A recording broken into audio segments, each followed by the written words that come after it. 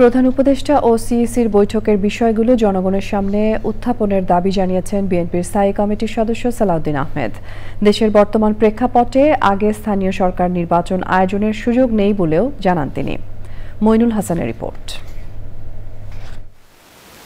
শুক্রবার গুলশানে তার বাসায় সমসাময়িক বিষয় নিয়ে সাংবাদিকদের সাথে মতবিনিময় করেন বিএনপির স্থায়ী কমিটির সদস্য সালাউদ্দিন আহমেদ।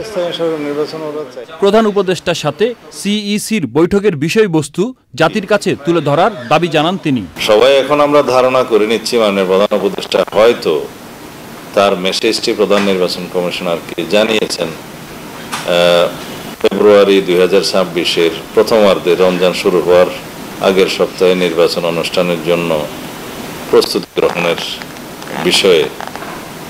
এটা আমাদের ধারণা, আমরা জানি না সত্যি সত্যি এটা কমিউনিকেট করেছেন কিনা, এই পরামর্শ দিয়েছেন কিনা বা ইনস্ট্রাকশন দিয়েছেন কিনা।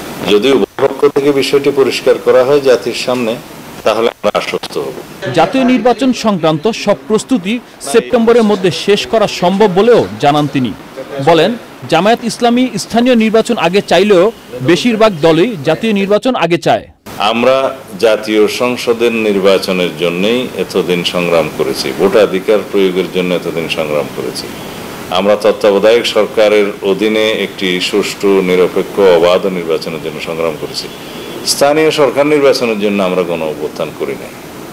তো জাতির আকাঙ্ক্ষা অনুযায়ী, প্রত্যাশা অনুযায়ী একটি সুষ্ঠু, অবাধ ও নিরপেক্ষ জাতীয় সংসদ নির্বাচন অনুষ্ঠান করাই এখন নির্বাচন কমিশনের প্রধান কাজ এবং মাননীয় প্রধান উপদেষ্টার এই সরকারের প্রধান কাজ।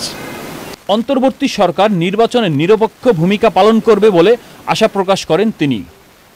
Moinul Hasan, channel I, Dhaka. Bundle থাকলে প্রতি সেনমানিতে টাকা বাঁচবে।